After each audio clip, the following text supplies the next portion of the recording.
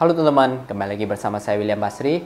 Dan di video kali ini kita kembali sharing teman-teman ya. Sesuai dengan judul video kali ini teman-teman, kita sharing terkait dengan bagaimana saya bisa bekerja di bank.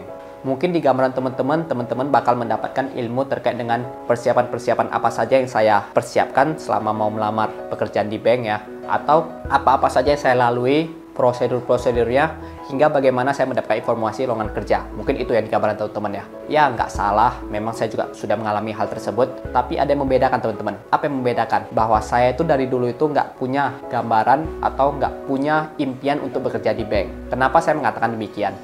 Karena bisa dikatakan bahwa kisah hidup saya teman-teman, atau perjalanan saya ini agak spesial. Saya tidak menyangka saya bisa nyangkut di bank atau bisa bekerja di bank. Jujur itu sangat di luar nalar saya teman-teman. Sebelum saya bicara lebih jauh lagi, mungkin cerita ini terkesan agak dramatis ya teman-teman, atau agak lebay. Tapi ya inilah faktanya teman-teman ya. Saya cerita sedikit teman-teman ya. Seperti yang teman-teman ketahui, yang mungkin sudah nonton video saya di video sebelumnya lah ya, terkait dengan motivasi akuntansi, tips melamar kerja, dan lain sebagainya.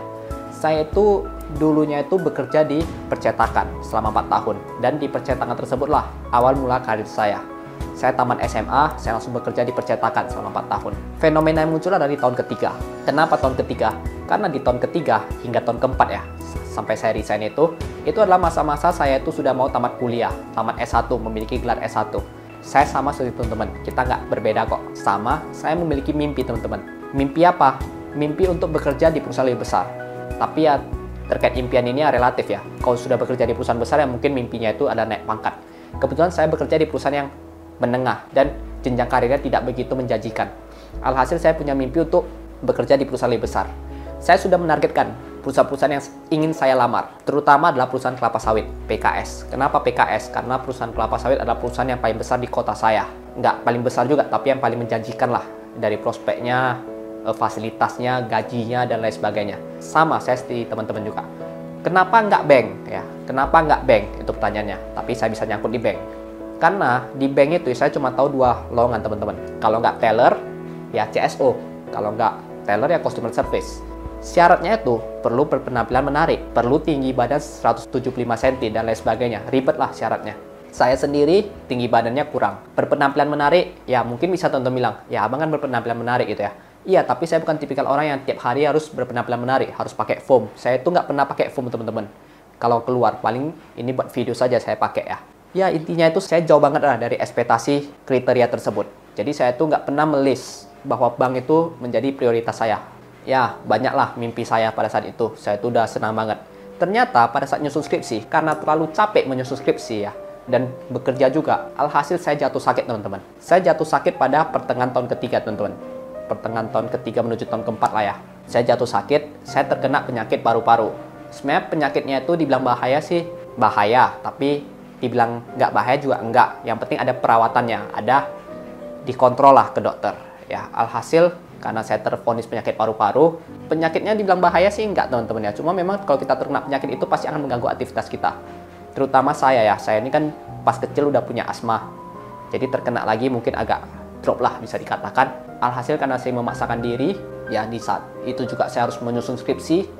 Ya pas-pas di tahun keempat itu saya itu sudah nggak sanggup teman-teman, dan saya memilih untuk resign. Posisi pada saat tersebut teman-teman, pada saat saya sakit, bisa dikatakan itulah saat-saat saya itu terpuruk teman-teman. Kenapa terpuruk? Karena jujur saja teman-teman, ini saya katakan ya, tiba saya mau tamat kuliah, saya punya mimpi besar, mau bekerja di perusahaan besar, saya malah terkena penyakit yang bagi saya cukup parah pada saat itu teman-teman. Ya, sehingga saya tuh nggak bisa ngapa-ngapain, cuma bisa tidur saja. Ya, saya sedih banget. Saya di situ berpikir bahwa apakah ini adalah akhir dari karir saya. Dulu itu kan saya itu kan plannya itu udah bagus banget ya. Saya bekerja di percetakan. Kalau nanti di perusahaan kelapa sawit sudah terima saya, baru saya di sini berhenti, saya langsung loncat. Jadi saya tuh nggak punya spare waktu untuk nganggur teman-teman. Singkat cerita, pada saat proses saya mau wisuda, sampai wisuda ya, saya itu proses pemulihan. Jadi kalau teman-teman lihat Instagram saya ya, di foto saya wisuda, teman-teman bisa lihat tuh, saya tuh kurus banget pada saat itu. Ya, itu saya sedang sakit teman-teman. Ini saya terbuka saya untuk teman-teman. Dan bahkan hal ini teman-teman yang tahu itu cuma teman dekat saya saja, orang lain belum tahu sama sekali. Ya, saya di situ memang lagi nganggur. Kondisi saya itu parah teman-teman. Singkat cerita, selama nganggur itu, apa yang saya lakukan? Ya, tidak banyak teman-teman.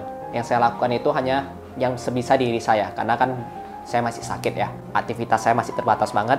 Jadi saya itu pertama pastinya itu adalah berdoa, meminta kesembuhan ya. Yang kedua ya pasti kita makan obat lah. proses pemulihan, istirahat total, ya jangan macam-macam lah. Yang ketiga itu adalah saya itu membuka privat akuntansi secara gratis. Nah ini teman-teman, kenapa sih hari ini YouTube ini bisa berdiri? Kenapa sih hari ini saya tahu bagaimana cara menyusun riset, menyusun materi dan sebagainya? Inilah awalnya teman-teman. Pada saat saya sakit itu, saya ada membuka privat akuntansi gratis kepada teman-teman dekat saya yang mau mencari pekerjaan. Ya, saya mengajari mereka akuntansi. Kenapa saya mengajari mereka akuntansi secara gratis? Yaitu untuk mengisi waktu luang saya, teman-teman. Karena kan saya lagi sakit tuh, saya nggak bisa ngapa-ngapain. Bukan berarti saya tuh nggak bisa lamar pekerjaan ya. Saya bisa saja, teman-teman. Tapi saya takut, teman-teman. Kenapa? Karena kalau kerja itu kan jam 8, saya jam 5 ya. Itu berapa jam itu? 8 jam bisa dikatakan. 9 jam. Saya takut kalau tiba-tiba saya sakit di jam 2 misalnya. Saya kecapean gimana? Kan nggak ada yang tahu ya. Jadi saya nggak memaksakan diri saya, teman-teman. Berbeda dengan privat les. Kalau privat les palingan 2 jam, 3 jam. Ya, pagi kita ngajar, ya udah siang kita bisa istirahat, bisa tidur, dan lain sebagainya. Saya tidak memaksakan diri saya, teman-teman. Oke? Alhasil sampai 1 bulan ya, di bulan 10 kalau nggak salah, saya sudah pulih. Tapi pulihnya nggak 100% lah. 70%, saya 80%. Nah, setelah pulih, senang dong. Senang lah, teman-teman ya. Saya pasti senang banget ya. Saat itu saya sudah mau mulai lamar ke perusahaan kelapa sawit. Kita buatlah surat lamaran kerjanya. Sebelum saya sempat melempar lamaran ke perusahaan kelapa sawit, ya teman-teman ya, saya bertemu dengan seorang teman yang dia dulunya itulah customer service di perusahaan bank atau perusahaan perbankan. Perusahaan perbankannya ini adalah dulu partner dari kantor saya yang lama, perusahaan saya yang lama. Jadi perusahaan saya yang lama itu punya rekening bank si kawan ini. Alhasil saya ketemu dia tanya saya, jadi Will sekarang kerja di mana? Saya nganggur, saya bilang. Saya masih cari-cari pekerjaan lah. Kebetulan teman saya ini, dia tahu kualitas saya, teman-teman. Kan dulu kan di percetakan kan saya ngurus bank ya. Saya kan accounting, jadi pembukuan bank itu semua saya yang urus. Dia tahu pekerjaan saya bagaimana. Dia tahu dulu itu saya bagaimana detailnya dan lain sebagainya. Alhasil dia bilang, saya lihat kamu itu kan jago akuntansi ya, bisa tutup buku dan lain sebagainya. Kok nggak tes lamar di bank aja? Saya bilang, emang di bank ada lowongan akuntan apa? Bukannya bank cuma cari teller dan CSO saja? Katanya enggak, di bank itu ada kok yang perlu skill akuntansi katanya. Tes aja katanya. Ya saya bilang, boleh nggak titip kamu surat lamaran saya? Katanya boleh kok. Ya udah saya titip ke dia. Oke, dia masukkan, dia titip ke pusat dan akhirnya saya dipanggil. Wah, saya kaget nih, ternyata saya bisa dipanggil juga di bank ya. Mimpi apa semalam saya nggak tahu, tapi saya bisa lamar di perusahaan perbankan atau di bank. Ya udah saya datang. Tes pertama itu adalah tes psikotes. Ya mungkin teman-teman udah tahu lah, kalau kerja di perusahaan besar itu pasti tesnya tes psikotes, tes wawancara. Sama seperti teman-teman pada umumnya, saya tes itu satu ruangan itu ada 20-an orang ya. Tes psikotes ribuan soal. Jujur saya nggak tertarik dan saya itu bukan tipikal orang yang sanggup mengerjakannya. Saya kerjakan sebisa saya saja. Tes psikotes keluar, nilai saya pas-pasan. Masuk ke tes wawancara. Nah, di tes wawancara ini agak unik, teman-teman. Saya bertemu dengan HRD, saya ditanyakan semua skill-skill saya, pengalaman kerja saya, dan bagaimana kepribadian saya. Saya jelaskan juga secara jujur, teman-teman. Saya dikatakan bahwa, tahu dari mana bank ini ada lowongan? Saya bilang dari CS. Kenapa dari CS? Karena dulu itu ya perusahaan saya memiliki rekening di bank ini. Jadi saya kenal CS-nya, saya mengurus banknya dan sebagainya. Saya tahu ada lowongan, saya lamar. Katanya, jadi tahu banget sama CS ini siapa? Saya nggak kenal, saya bilang.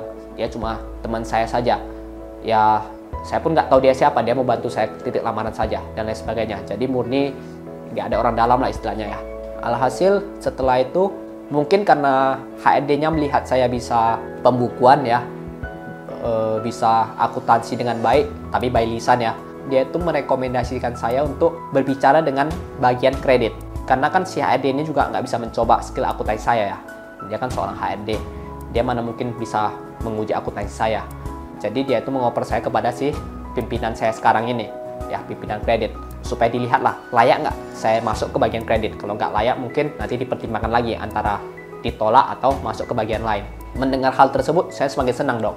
Berarti saya tuh harus bekerja lebih ekstra. Saya harus cari di Google bagaimana bagian kredit di bank. Saya harus mempelajarinya dulu, mempersiapkan diri saya. Di sini mungkin teman-teman berpikir nih, saya belajar, besoknya datang interview, kelar gitu ya, diterima. Salah besar teman-teman. Setelah saya terpukul oleh kasus saya sakit, ternyata saya harus terpukul lagi oleh kasus kedua teman-teman. Yaitu ketika saya disuruh datang untuk interview, paginya juga saya mendapat kabar teman-teman bahwa kakek saya sakit. Jadi, karena di situ saya belum bekerja, dan saya yang bisa membantu kakek saya, menjaga kakek saya. Alhasil ya udah teman-teman. Jadi pada saat pagi hari, mama saya tanya saya, jadi gimana Will, kamu mau pergi juga interview? Saya bilang, ya gimana ma, mana bisa lagi kan kondisi sekarang. ya kita fokus dulu lah untuk keluarga. Sedih, pasti sedih teman-teman. Meskipun pada saat itu belum tentu saya diterima ya, tapi ya at least kan saya tuh udah membuang peluang ya. Tapi gimana lagi? Ya udah, saya langsung telepon HRD, dibilang HRD kenapa saya nggak bisa mengikuti wawancaranya. Saya terus terang saja teman-teman bahwa ya kaki saya sedang sakit, nggak mungkin saya memaksakan diri untuk interview, dan kalaupun saya diterima saya nggak mungkin bisa bekerja teman-teman. Jadi saya mengatakan bahwa ya udah, saya batal saja, nggak apa-apa, nanti bulan depan saya coba lagi, saya lamar ulang lagi. Kalau ada yang lebih layak daripada saya, ya udah kasih ke dia saja lowongannya, nggak apa-apa, saya terima. Tapi ternyata teman-teman, si HRD mengatakan bahwa mereka bersedia menunggu sampai dengan waktu yang ditentukan, sampai dengan mungkin 1 bulan lah, nggak lebih katanya. Di situ saya tetap mengatakan bahwa saya tidak berani menjanjikan ya teman-teman. Tapi kalau memang mau menunggu, saya terima kasih banget. Tapi kalau memang pun nggak mau menunggu karena sudah butuh orang yang urgent ya udah cari saja yang lain. Dan arti sih hati saya itu udah hancur teman-teman. Bukan hancur karena apa sih? Udah hopeless lah. Saya itu udah nggak tertarik lagi untuk bekerja. Karena ya teman-teman pasti punya gambaran ya. Ada 2 hal di depan mata kita ini sangat penting ya. Tapi kita harus mengorbankan salah satu. Nggak mungkin kita jalani dua-duanya. Ya di situ saya punya gambaran bagaimana teman-teman ya.